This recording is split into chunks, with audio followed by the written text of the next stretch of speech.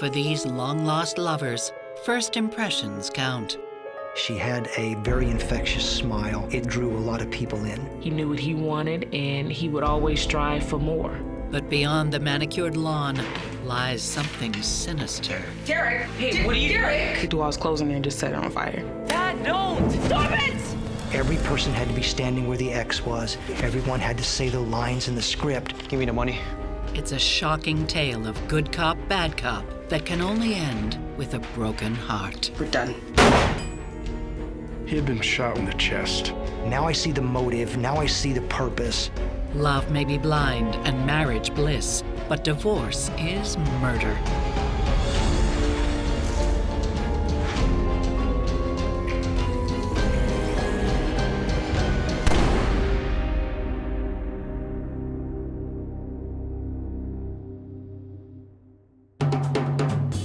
Derek Yancey is back in his hometown of Decatur, Georgia, after years on the road with his band.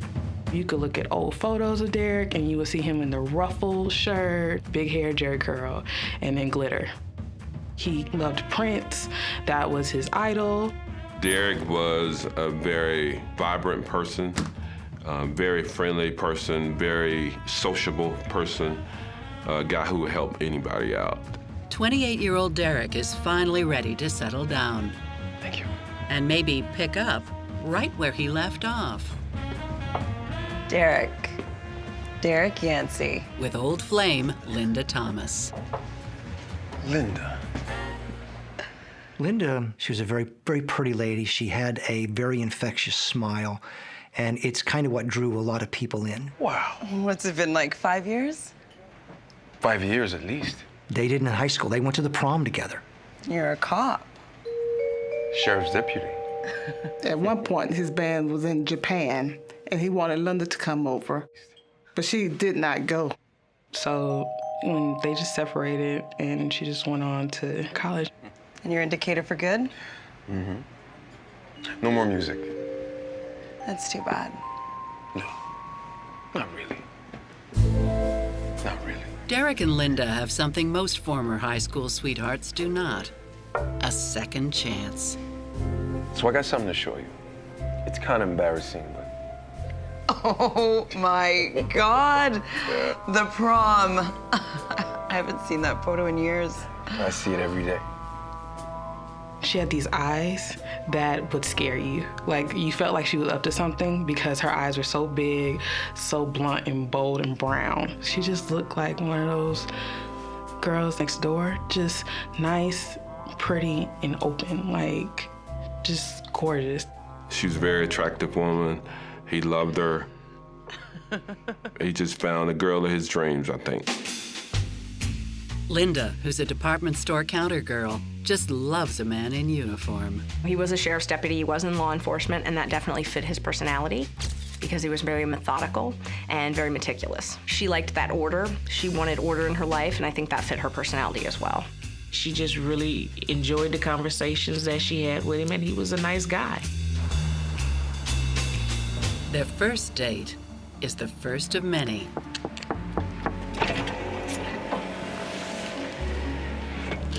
Why did I ever let you go? We all make mistakes.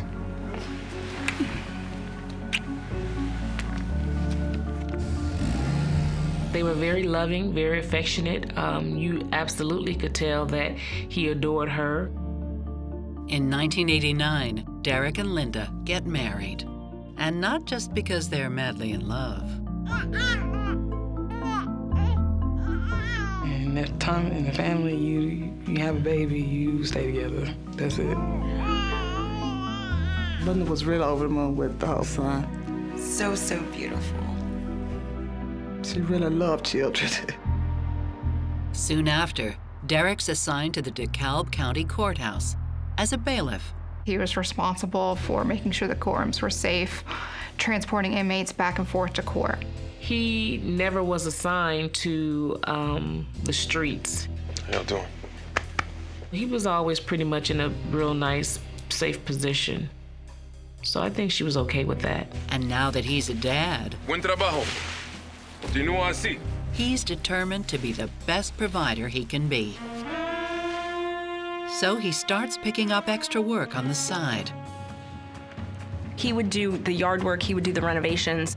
He was a hell of a yard guy. Everything was out of a magazine. He was just that good. He knew what he wanted, and he would always strive for more. She loved that he was a good provider. She was comfortable. They didn't want for anything. He wasn't lazy. He was a go-getter. She knew what she wanted, and she would go after it.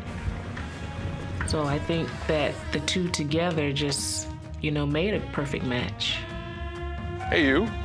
And 2 years after the birth of baby Sean, Linda has some news to share.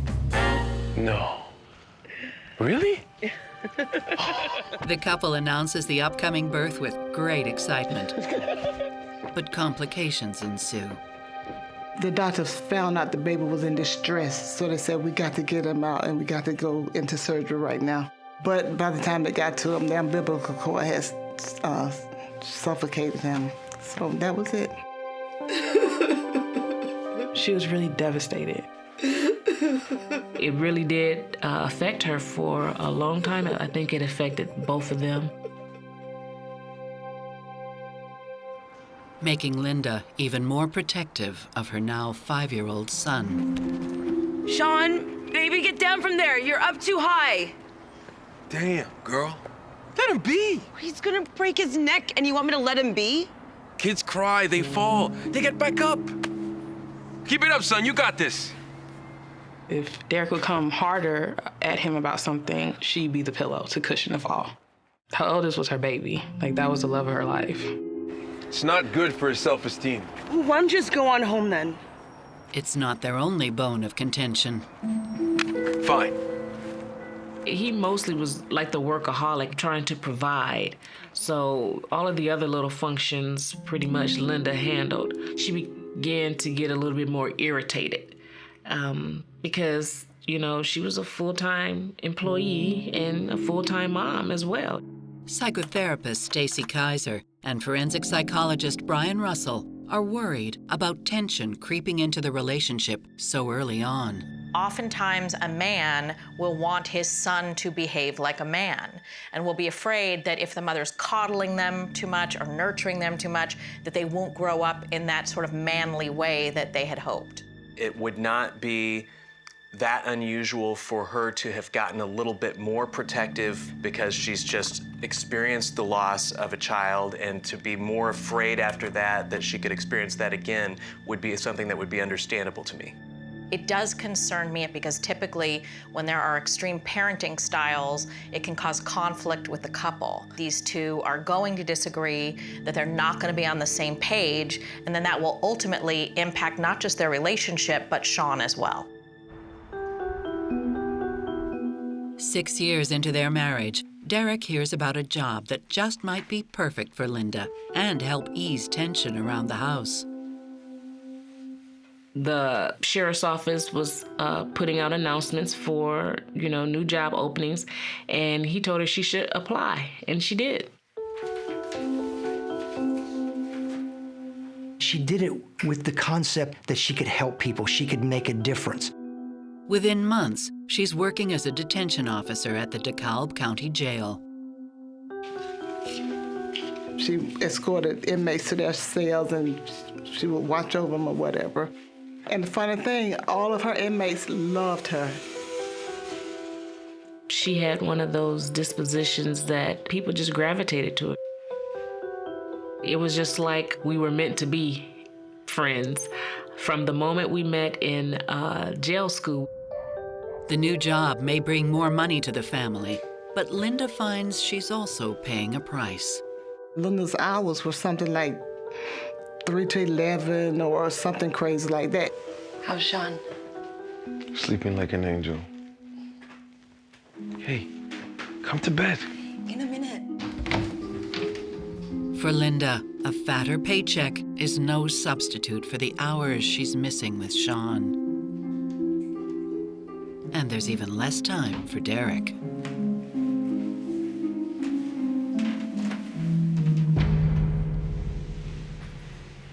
Derek was jealous of Linda's relationship with her son. A jealousy that will escalate into something dangerous. He always flashing that money, but he can't hold on to it. Stop it! They got into a physical fight.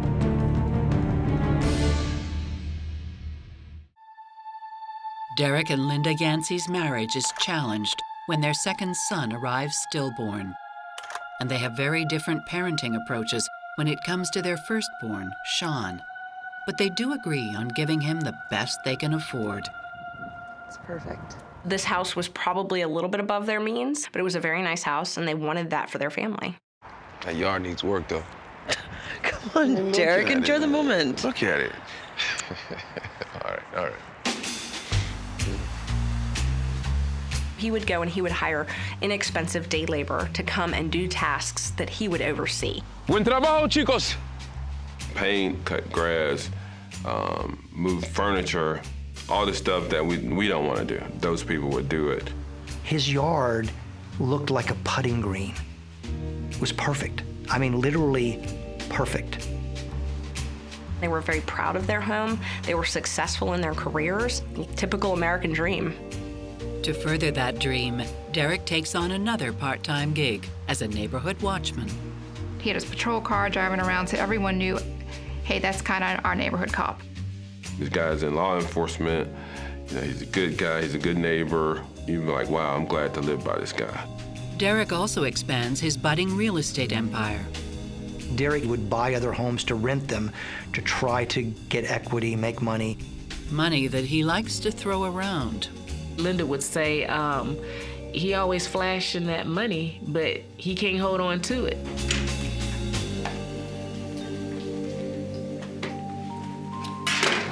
Hey, my man, you got change for a dollar? It wasn't out of the ordinary for him to pull out $1,500 out of his pocket. You know, hey, Derek, can I borrow $1? He had to pull out $1,500 to find the dollar to give you. Thanks, bro. Because you had to see that he had that in his pocket. Linda did not have the personality of someone who was showboaty. She absolutely hated that. Despite their differences, Derek and Linda are delighted when their new son, Carl, arrives. Linda was so nurturing to her children, you know, just real affectionate. Just the mom, you know, that you would just love to have in your life. And she absolutely adored her boys.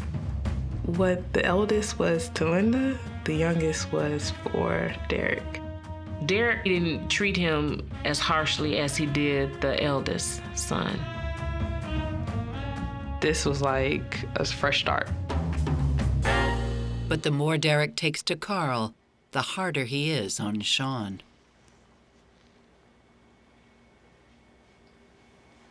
Sean, C in math, D in Spanish. Come on, kid, you're a Yancey. Oh, that's just awesome, Derek. Super helpful. What, you want to see your son fail? He ain't failing, he's trying. Trying is all that counts? Is that it? I'll tell you what, you keep going soft on him. See how things turn out. Derek would be really tough on him, and his mom would always say, you know, that's not what he needs. There's yard work to do, Derek. Right. It seemed kind of like it was those two against him. Why are you always kind of backing him instead of being more stern on him about certain things? Hey, look, you gotta be in music class.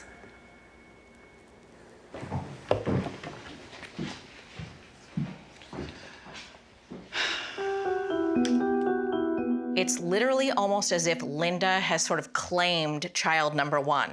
Sean is her kid, she's nurturing that child. They sort of became kind of an alliance and grew very close together, very attached to one another. And as that happened, Derek sort of moved over here. And so the baby comes along and Derek decides, this one is mine.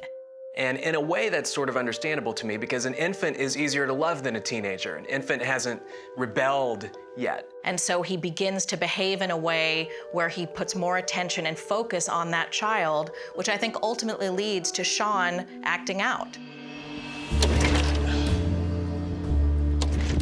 The fights stay behind closed doors, at least for now. Piece of crap. You wouldn't know what was going on because they had a unified front of how they act in front of us. Everything was neat and manicured from the outside of the house, and it wasn't on the inside. By the time Sean is 17, the Yancey's growing tensions are about to burst.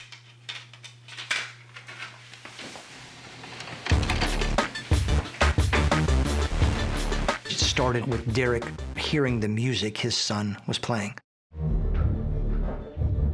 I told him to keep it down with that gangster crap. Derek loved jazz, he loved R&B, he loved Motown. It was rap music. You ever listen to that garbage? I mean, really listen. It was vulgar, it was disrespectful to him, to his profession. Sean, honey, please just turn it down. Why don't the jazz man just come and tell me himself?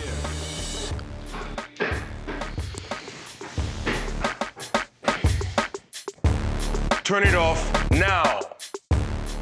I don't believe that he was trying to rebel against his dad.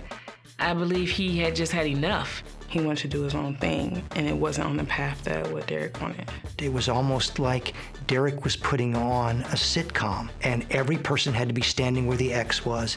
Everyone had to be dressed by wardrobe. Everyone had to say the lines in the script. It's like that.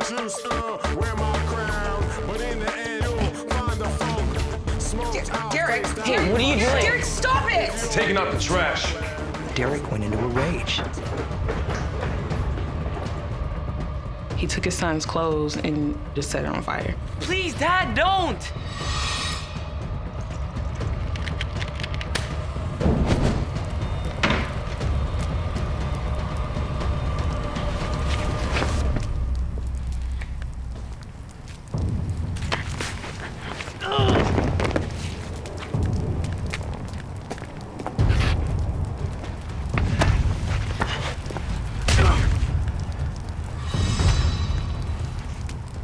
Derek lost it. Derek, stop it!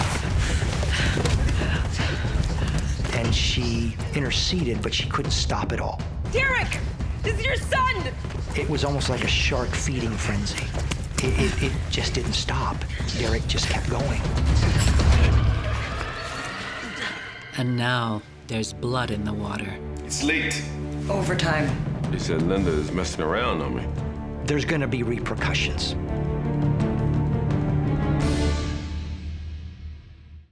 Derek Yancey and his 17-year-old son have literally come to blows, leaving Derek's wife, Linda, torn between her husband and her kid. Linda tried to be the peacemaker for the family. Derek! Derek! This is your son! Stop it! She got very concerned that their safety might be at issue. And she's very aware if I call 911, there's gonna be repercussions. But it's a risk Linda is willing to take. 911, what's your emergency? No, my husband and my son are in a terrible fight. It was so out of control that Linda took that extra step that she would never take. Yeah, please, come right away. She had to bring someone in to protect her children.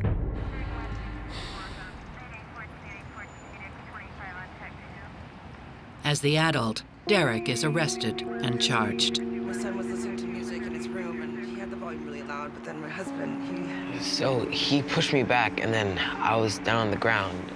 The oldest son got the best of Derek, and Derek received a black eye as a result of that altercation. And the consequences for Derek could be serious.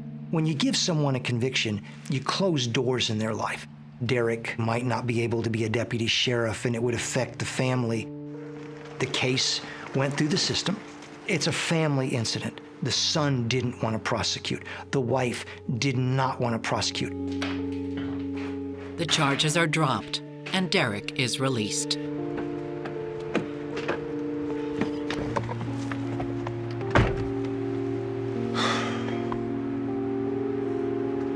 Thanks, man. He was hurt. I don't even know how you even go back to work, you know, telling your co-workers that You know, you got beat up by your son. It's embarrassing. Derek cared deeply about what his coworkers and the public thought about his marriage and his life. Derek wants to make nice, but for Linda, the charade is over. Your auntie's gonna take good care of you. I know it. Sean has had enough too. He wound up going to stay with one of the sisters. The family was like, he gotta get out the house. What if it gets to the point where they get in another fight and something worse happens? I think it's for the best. You're a real jerk, you know that? She didn't know what she was gonna do, and she didn't know how she was gonna fix this relationship. Derek moved out of their bedroom down into the basement, and Linda did not visit that basement. They were married, but they wasn't husband and wife at that point. The absence of intimacy leads Derek to make the most obvious assumption, that Linda has found another man. Hey, man. Yeah. What's going on? He said Linda is messing around on me. She's seeing somebody else. There's no other explanation. I said, wow. I said, how do you know? He said, I know. I have to believe the guy that, hey, look, something's not right.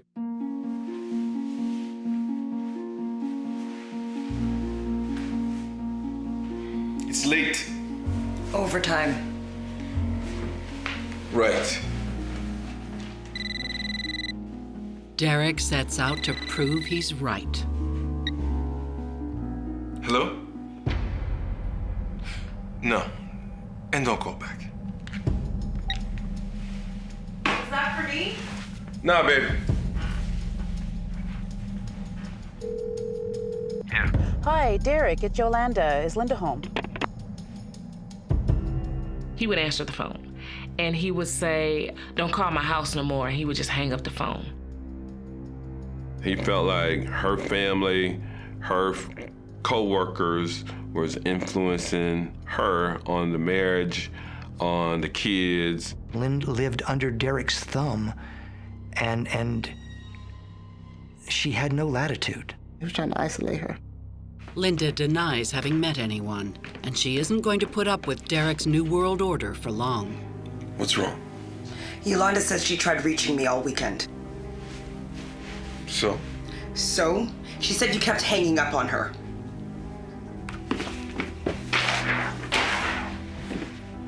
Must be something wrong with the phone line. You want me to make it plain for you? Yeah. Make it nice and simple. And at some point, Linda realized this isn't normal. This isn't right. It's never going to get any better. You and me, we're done. Hey. Hey! Let's sit down and talk about this. I'm done with talking. What does that mean, huh? When a relationship is healthy, you sit down with your partner, you talk it out, you tell them you're worried. What his behavior says to me is he is trying to gain control and work it out in a really inappropriate way. And that's actually very common behavior for somebody who starts to get scared, starts to get anxious about the fact that they are losing the person. He believes that he will keep her closer by behaving that way, even though ultimately he's probably going to push her away. And if they don't do something fast, I think that it is going to result in a break of some kind.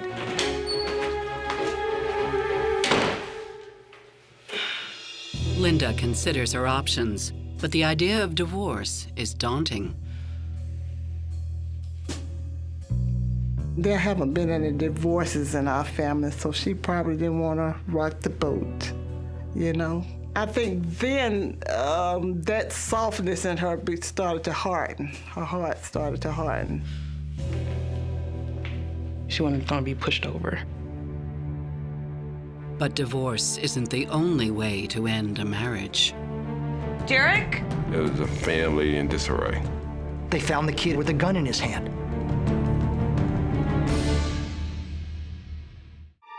After 19 years of marriage, Linda Yancey has had enough and wants her husband Derek out of her life for good. She just needs to decide how best to get rid of him.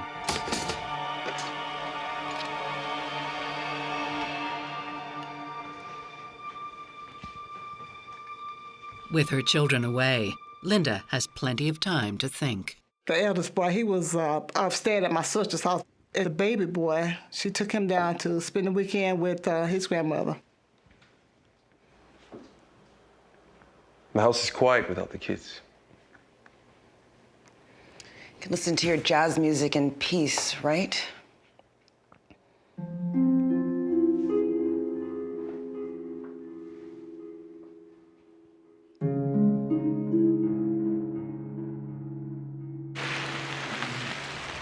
Meanwhile, for Derek, it's business as usual.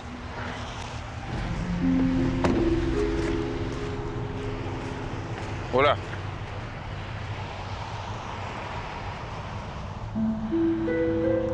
You. He hired this day laborer, Marcial Cax-Pulak, at a local business to help with the yard. Marcial was new to the country from Guatemala and was trying to get work. It's the last job he'll ever take. We've got a code 246, repeat, code 246 at 453 Elmwood Lane. Just a few hours later, police are called to the Yancey home. Gunshots have been reported. I was told before I got there that I would see his yard before I saw anybody else's. And by that description, I knew exactly where it was. The outside of the house was immaculate. When you walked inside, the chaos that was reality was evident.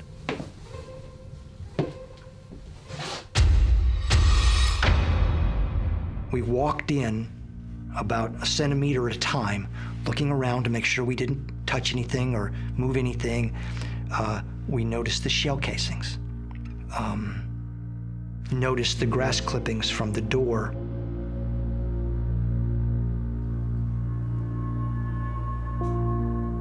They find yard worker Marcial Cax-Pulak first. He had been shot one time in the chest.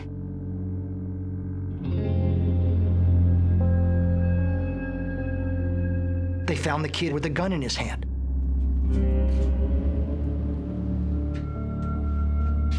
We worked our way around. We noticed where Linda was. Linda had been shot. Linda's body was maybe 6 or 7 feet from Marcial's. She was shot once in the chest and then once behind her right ear. The two deaths are as brutal as they are perplexing.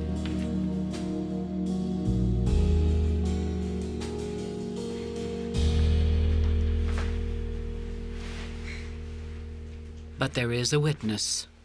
Derek was on the living room couch crying. Derek's own bring their colleague to the station. Linda calls me to the house. She said she got boxes to move. He called Marcel in to help him move some stuff. My employee, Marcial, is helping me. And that's when Linda come downstairs and asked me for money. Derek, I need some money. He reached in his pocket and pulls out $2,000 to give Linda.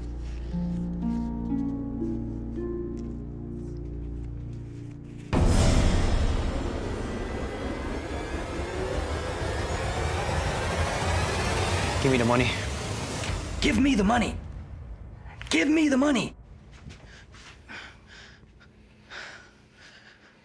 Linda just froze. And he shot her.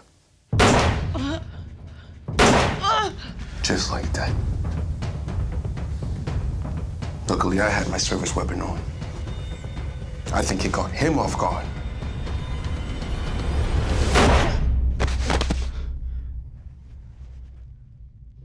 Linda was hurt real bad.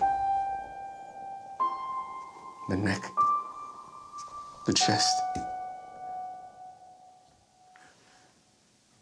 Not much I could do except call for help. My wife's been shot. She's unconscious. I need your help. The 911 dispatcher told me how to do CPR, but it was too late.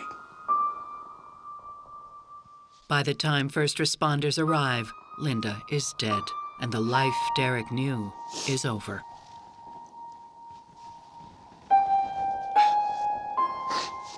Linda's friends and family are devastated. I was in disbelief when I'm sitting there on TV and their house, that beautiful house with the beautiful grass, with the nice cars, and a whole bunch of police officers. And that's when I felt like really numb. But I was absolutely devastated. Absolutely devastated. Just pure sorrow.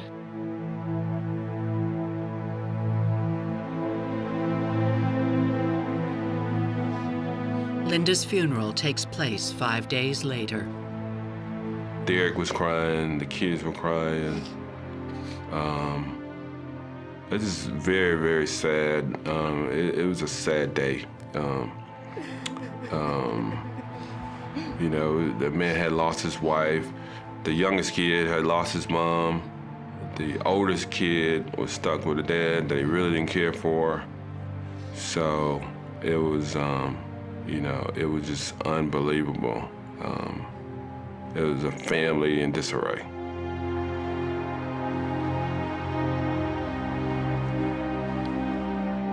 As bad as tragedies are, they can create opportunities for mending relationships. It is possible that this could be an opportunity for them to come together over their grief about Linda. I think that everything we see Derek do from this point on should be about what is best for the children. How can I best console these kids? How can I best hold these kids together and help them move forward as functionally as possible? Meantime, there are some disturbing inconsistencies emerging in the investigation. When preliminary digging reveals that the gun found in Martial's hand is registered to Derek, police begin to question his story. Derek had several guns that he kind of stored around the house. One was that .38 revolver, which supposedly was in the kitchen on top of the refrigerator.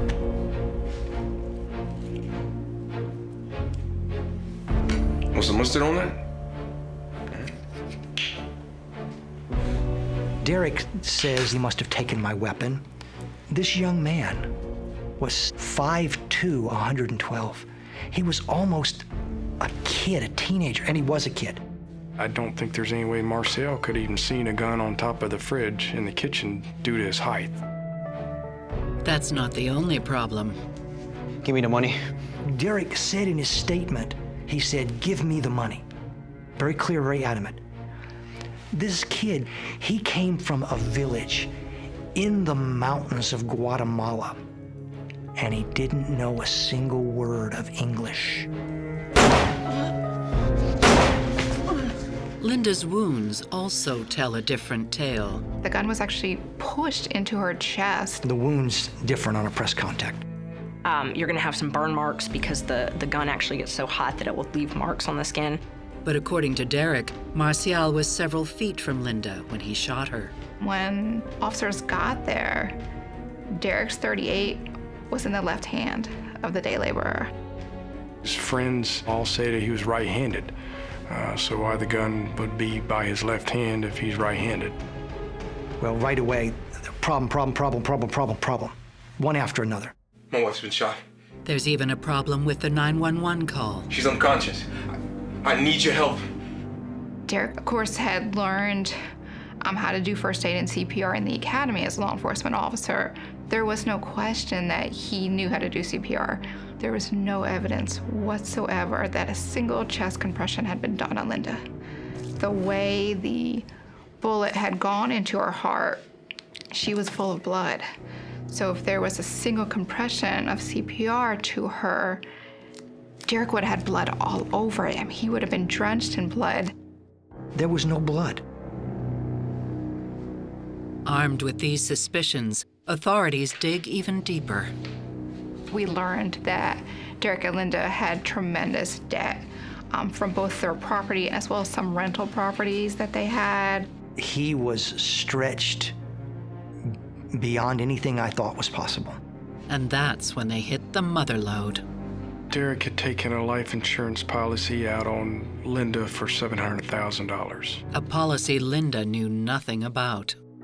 You know, if it would have been a 50 or 100 or maybe 200, I wouldn't have thought a thing about it. 700 was just over the top. Okay, now I see the motive, now I see the purpose. Derek Yancey is indicted for double murder and promptly arrested. In September, he had a bond hearing, and they put his mother's house up for the bond. Authorities assume Derek is not a flight risk. Derek was on house arrest. He had to live with his mother. He had an ankle monitor. But they're wrong. The monitoring company found that that ankle monitor had been snipped. It had been cut off. It was left at the mother's home, and Derek was nowhere to be found. The hunt for the fugitive sheriff's deputy is on. He kind of just vanished at that point. You can hear breathing. Hello? Which is the creepiest thing I ever heard.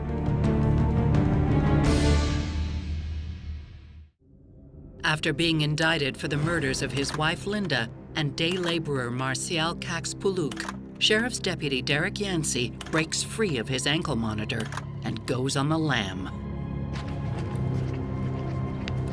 I get a phone call and say, hey, we're having a problem with Derek's ankle monitor. Describe problem. Well, we found it in his living room. And we can't find him. And the problem is they waited until Monday morning to report that, and it had happened like more than 24 hours before that. The delay in reporting the cut ankle bracelet to police gives Derek a head start. Authorities begin by checking the Yancey family home, but they're too late. He got all their charge cards and went and took the maximum cash he could get off of each card. And I think that's what he ran with. Surveillance video from the bus station in downtown Atlanta reveals Derek Yancey wearing a black jacket approaching the ticket counter. There was a tip that came in that Derek was spotted at a Greyhound bus station. He was boarding a bus for Los Angeles.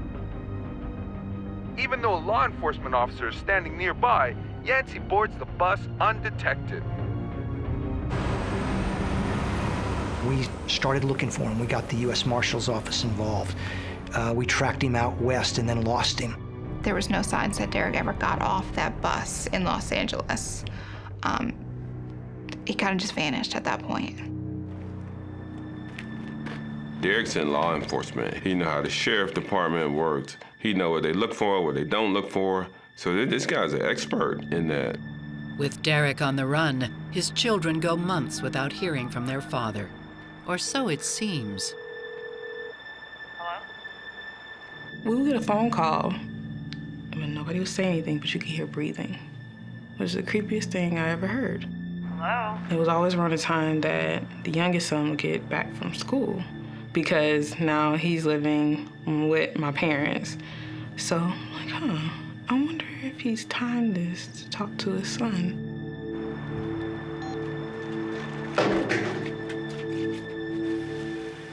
Desperate for a lead, authorities turn to the only person who might know where Derek is.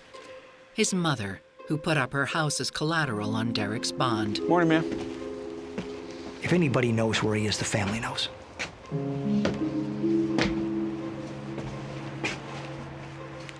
Mrs. Yancey, I'm gonna need your help.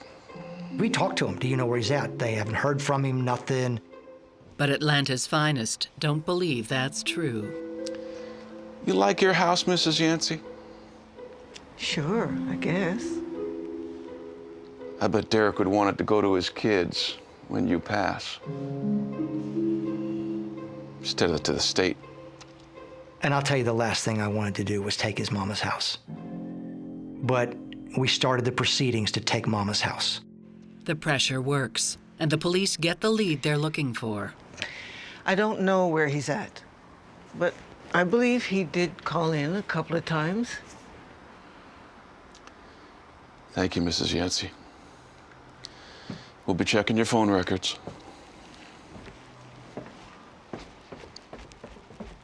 U.S. Marshals tracked the phone down to a small town in Belize that didn't have paved roads. He worked his way out of the country and fled through Mexico and made his way down to Belize. And that's where he finally ended up.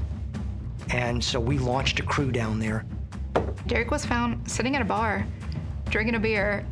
Are you Derek Yancey? And he said yes. He knew at that point that he was caught.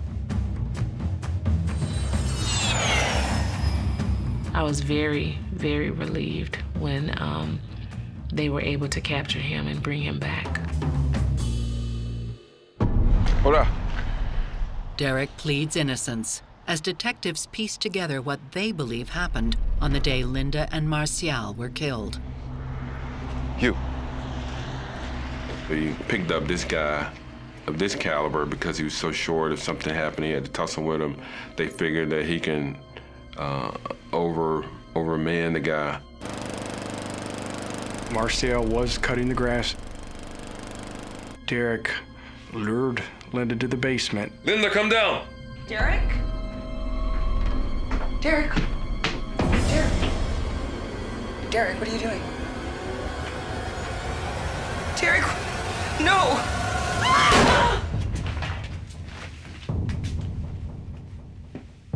Then comes the anger shot.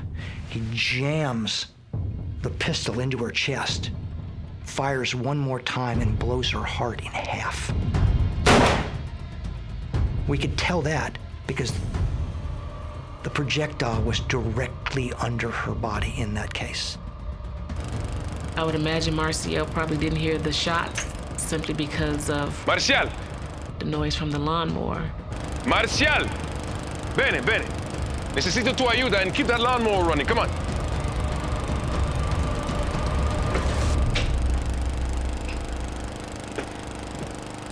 Like he was just somebody he's gonna use as a prop.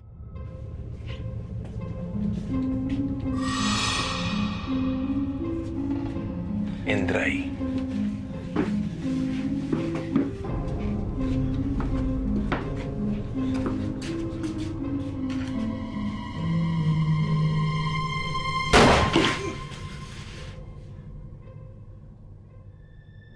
When you think about the scene, Derek planned this amazing. He thought of everything, thinking it was airtight.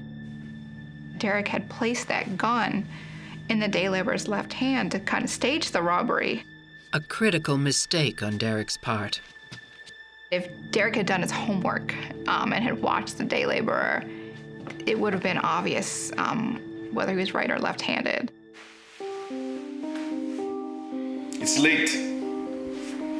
Overtime. Police also find no evidence whatsoever that Linda was carrying on an affair. Right. Talking to friends and looking through everything, that's not Linda's personality. Instead, her friends believe she was working overtime to save enough money for an eventual divorce. Linda had indicated on more than one occasion that I'm going to leave him in this house by himself. He loves it, let him stay here. When Derek goes to trial, more than 2 years after his wife's death, he pleads not guilty to 2 counts of murder. Between the CPR that never happened, between him being right-handed, the gun in his left, boom, boom, boom, we killed his story. And we proved that everything he said was a lie. If you're keeping score, it's 100-0. Derek was sentenced to 2 life sentences. He's not eligible for parole until he's 110 years old. So he's not getting out. His co-workers, his friends, men who had worked with him and Linda for years, ultimately had to take him into custody when that guilty verdict came down. It took me a long time to say, well, you know, he's guilty, you just gotta live with it, stop being in denial. So, that's where I'm at. I'm at peace with it. When I look at the overall picture of this situation, what I see is a person, Derek, who slowly deteriorated more and more over time. What we begin to see is a pattern where a person is literally deteriorating to the point that they become a violent killer of 2 people. As if it weren't depraved enough for Derek to have murdered his wife and not to have cared about the effect of that on the 2 children, the way in which he treats Marcial really shows us, more than anything else, the complete moral deprivation at the core of somebody as sociopathic as Derek. Linda's friends and family aren't the only ones who lost a loved one on June 9th, 2008. He came to the United States to help support his family. You know, he made that journey, and he's here finally to try to work and make a better life. And he was killed not even for a reason. Nothing he did. You know, we felt their pain as well. We didn't want Marcial's memory to get lost. As for Linda, few are likely to forget her. She was love in human form, and you felt it. I miss just her friendship. I miss seeing her face. I miss her laugh. I just miss her kindness, just her presence. The biggest tragedy is that those 2 sons lost their mom and their dad. They didn't need to have a fancy house. They didn't need to have nice cars. They needed their mother, and he took that from them.